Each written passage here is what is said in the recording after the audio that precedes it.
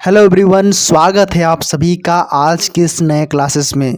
Regularly आप सभी के लिए क्लासेस शुरू हो चुकी हैं।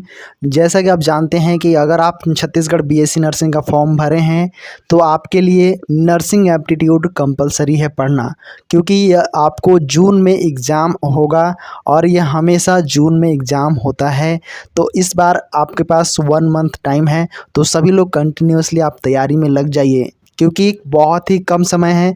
ज़्यादा से ज़्यादा एमसीक्यू क्वेश्चन को बनाने का प्रैक्टिस कीजिए। यह क्वेश्चन हमेशा पूछा गया है और पूछा जाएगा। आप देखना चाहते हैं तो पिछले साल के पेपर को देख सकते हैं। ये सभी क्वेश्चन आ चुके हैं और ऐसा क्वेश्चन हमेशा पूछे जाते हैं। इसी क्वेश्चन को पलटकर अलग अलग तरीके से पूछ लिया जाता है। तो सभी लोग ध्यान से देखिए एंड इस वीडियो को शेयर कर दीजिएगा। सभी लोग ग्रुप में और स्टेटस लगा दीजिएगा। चलिए आज की इस क्लास को शुरुआत करते हैं। यहाँ पर पहला क्वेश्चन दिया है, लेप्रोस्कोपी में किस गैस का प्रयोग किया जाता है। तो यहाँ पर लेप्रोस्कोपी शल्य चिकित्सा के दौरान इस्तेमाल करते हैं। यहाँ पर आपका करेक्ट आंसर जो होगा आपका CO2 करेक्ट आंसर हो जाता है। CO2 यहाँ पर आपका करेक्ट आंसर हो जाता है। इसके अंतर्गत CO2 जो है एक रंगहीन, ज्वलनशील और वायु की तुलना में रक्त में अधिक विलय हो जाता है। ठीक है, इसलिए इसे अन्य जो है शल्य चिकित्सा जिसके क्या बोलते हैं, जैसे एल्बोलिज्म का खतरा जो होता है वो कम हो जाता है। तो यहाँ पर राइट आंसर आपका जो है CO2 कार्बन डाइऑक्साइड आपका करेक्ट आंसर हो जाता है। आगे सवाल दिया है, जले हुए रोगी के उपचार के लिए चयनित द्रव निम्नलिखित में से कौन सा है। यहाँ पर राइट आंसर क्या होगा। तो यहाँ पर आपका जो है सामान्य लवण तो यहाँ पर होगा ही नहीं। यहाँ पर आपका जो है ये गलत हो जाएगा, ये गलत हो जाएगा। रिंगर लैक्टेट जो भी जिसका भी आंसर था उनका करेक्ट है। तो यहाँ पर रिंगर लैक्टेट का इस्तेमाल किया जाता है। ठीक है, रिंगर लैक्टेट द्रव देने की जो है सजेशन एडवाइस दिया जाता है। जलन एक ऐसी स्थिति होती है जिसमें त्वचा जो है इफेक्ट हो जाता है, तो यहाँ पर रिंगर लैक्टेट लेने की सलाह दी जाती है। यहाँ पर जलन निम्न प्रकार से होते हैं, जैसे रासायनिक, तापीय, विकिरण, विद्युतीय, इस प्रकार से अलग होता है और ये निम्न में से इसको वर्गीकृत किया गया है, पहली, दूसरी डिग्री, तीसरी डिग्री, इस प्रकार से। ठीक है, तो यहाँ पर आपका राइट आंसर जो होता है आपका रिंगर लैक्टेट आपका राइट आंसर हो जाता है। आगे सवाल यहाँ पर दिया हुआ है, निम्नलिखित में से पीयूष ग्रंथि यहाँ पर दिया है, पीयूष ग्रंथि स्रावित करती है। यहाँ पर देखिए, यहाँ पर लिखा हुआ है ग्लूकोकॉर्टिकॉइड, ग्लूकागन, प्रोलैक्टिन, कैल्सिटोनिन। यहाँ पर राइट आंसर क्या होगा बताने का प्रयास करें। तो यहाँ पर देखिए, पीयूष ग्रंथि एक मटर की आकार जैसा होता है जो मस्तिष्क के नीचे वाले तल के पास स्थित रहता है और यह प्रोलैक्टिन यहाँ पर दिया है, प्रोलैक्टिन। तो यहाँ पर राइट आंसर क्या होगा। तो यहाँ पर करेक्ट आंसर जो होगा आपका प्रोलैक्टिन आपका करेक्ट हो जाता है यहाँ पर। ठीक है, ये वाला आपका करेक्ट हो जाएगा। इसी को हम क्या बोलते हैं, लैक्टोट्रोपिन भी कहा जाता है, इसी को कहा जाता है। ठीक है, तो यहाँ पर आपका एक करेक्ट आंसर हो जाता है।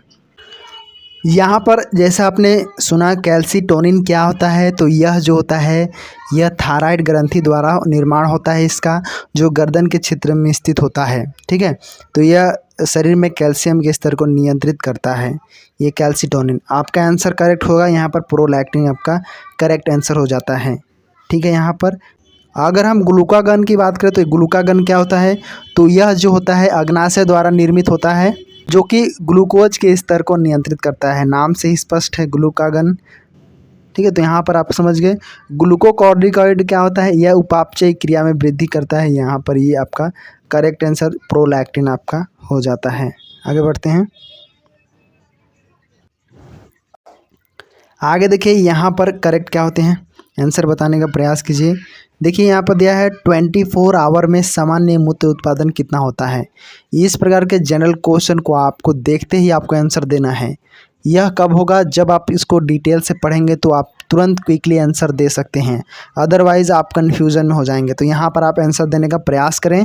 राइट आंसर क्या होगा, जैसे वृक्क होता है, वृक्क से निर्माण होता है मूत्र का और यह एक जोड़ी पाया जाता है। तो एक सामान्य व्यक्ति जो होता है वो 1.5 लीटर से 2 लीटर तक उत्पन्न करता है, तो यहाँ पर राइट आंसर आपका 1.5 लीटर हो जाता है। ठीक है। सामान्य अगर मूत्र का रंग जो होता है हल्का पीला और गंधहीन होता है। ठीक है, यहाँ पर ध्यान दीजिएगा। और इसकी पीएच मान जो होती है वो कितना होता है, तो पीएच जो होता है वो होता है 4.5 से 8 के बीच में होता है। ठीक है, 4.5 से 8 के बीच में होता है।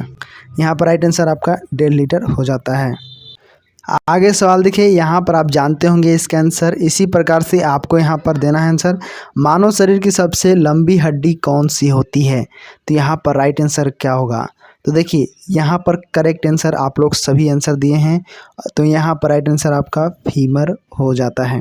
Femur is correct answer. Femur मानव शरीर की सबसे लंबी हड्डी होती है। फीमर को जांघ की हड्डी भी कहा जाता है।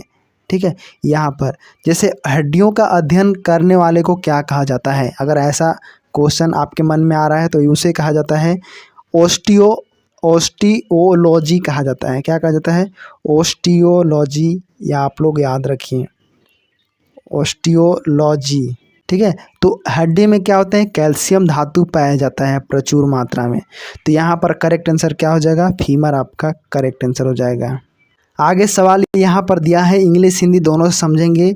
जब किसी औषधि को अस्थि मज्जा में अंतक्षेपित किया जाता है तो इस पथ को क्या कहा जाता है, यहाँ पर दिया हुआ है। When a drug is injected into the bone marrow, this pathway is called, this way is called बोल सकते हैं। तो यहाँ पर राइट आंसर क्या होगा, मतलब क्या कहेंगे इसको। तो यहाँ पर देखिए, जब हम हड्डी में इंजेक्ट किया जाता है, यहाँ पर बोन मैरो में इंजेक्ट किया जाता है, तो क्या होगा राइट आंसर, यहाँ बताने का प्रयास करें। तो इसे कहा जाता है इंट्रामेडुलरी कहा जाता है। यहाँ पर आपका थर्ड वाला करेक्ट आंसर हो जाता है। इंट्रामेडुलरी इसे कहा जाता है। इंट्रामेडुलरी जो कि अस्थि मज्जा या बोन मैरो में क्या होता है, अंतक्षेपित जो है औषधि किया जाता है, मतलब इसमें यह मार्ग इसी को कहा जाता है, यही पाथवे होता है। ठीक है, तो यहाँ पर आपका इंट्रामेडुलरी करेक्ट आंसर हो जाता है। ध्यान दीजिएगा सभी लोग, इस प्रकार के क्वेश्चन को आपको पढ़ना है। यहाँ पर राइट आंसर ये इंट्रामेडुलरी कहा जाता है।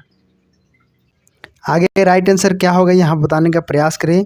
योनि के संबंध में जब गर्भाशय आगे की ओर झुकता है तो इसे क्या कहते हैं, यहाँ पर बोला जा रहा है। In relation to vagina, when they are forward bending of uterus, it is called as, यहाँ पर राइट आंसर क्या होगा। यहाँ पर दिया है प्लांटर फ्लैक्शन, क्या दिया है, प्लांटर फ्लैक्शन दिया है। और यहाँ पर एंटेफ्लैक्शन दिया है, एंटेवर्जन दिया है, डोर्सिफ्लेक्शन दिया हुआ है। तो इस प्रकार के वर्ड आपको दिखेंगे, तो यहाँ पर आंसर बताने का प्रयास करें, राइट आंसर क्या होगा समझने का प्रयास करें। तो देखिए गर्भाशय के जो काय होते हैं, मतलब जो यूरेटर्स जो होते हैं, वो अपनी धुरी से गर्भाशय जो ग्रीवा होता है उसको आगे की ओर झुकता है। तो जो आगे की ओर झुकता है, झुकी होती है, तो उसे कहा जाता है गर्भाशय का एंटेफ्लैक्शन कहा जाता है। तो एंटेफ्लैक्शन यहाँ पर आपका करेक्ट आंसर हो जाता है। ठीक है, तो एंटेफ्लैक्शन यहाँ पर आपका करेक्ट आंसर हो जाता है। एंटेफ्लैक्शन इज अ राइट आंसर। अगर यह स्तर जो है पीछे की ओर झुकाव को रेट्रोफ्लेक्शन कहा जाता है। क्या कहा जाता है उसको भी याद रख लीजिए, क्या, रेट्रोफ्लेक्शन। मैं यहाँ पर जितने भी क्वेश्चन बता रहा हूँ उसको डीपली अध्ययन करना है आप सभी को। ठीक है, रेट्रोफ्लेक्शन कहा जाता है। तो इस प्रकार से जो गर्भाशय होता है आगे की ओर झुकता है तो उसे कहा जाता है एंटेफ्लेक्शन, और पीछे की ओर झुकता है उसे कहा जाता है रेट्रोफ्लेक्शन। यहाँ पर करेक्ट आंसर हो जाता है। तो यहाँ पर राइट आंसर एंटेफ्लेक्शन हो जाता है। आगे बढ़ते हैं। आगे सवाल यहाँ पर देखिए दिया हुआ है, इनमें से क्या तंत्रिका नलिका दोष क्या कारण है। Which of this is cause by natural tube defects. यहाँ पर राइट आंसर क्या होगा, यह बताने का प्रयास करें। देखिए यहाँ पर आपका क्वेश्चन दिया हुआ है, राइट आंसर क्या होगा।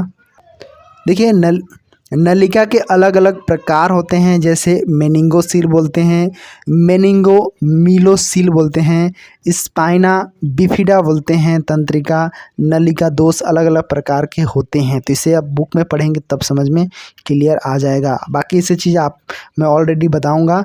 तो जो खुले तंत्र जो होते हैं, यह खुले तंत्रिका नलिका का कारण होता है। ठीक है, तो यहाँ पर राइट आंसर ए कौन सा हो जाएगा? तो यहाँ पर फोलेट की कमी आपका करेक्ट आंसर हो जाता है। ठीक है, यहाँ पर आपका जो है फोलेट डिफिशियंसी आपका करेक्ट आंसर हो जाता है। तो यहाँ पर राइट आंसर आपका फोलेट की कमी इज राइट आंसर। जिसमें क्या होता है कि बच्चे जो बच्चे का शरीर होता है वो सामान्य नहीं हो पाता है। ठीक है, तो यहाँ पर ये वाला करेक्ट आंसर हो जाता है।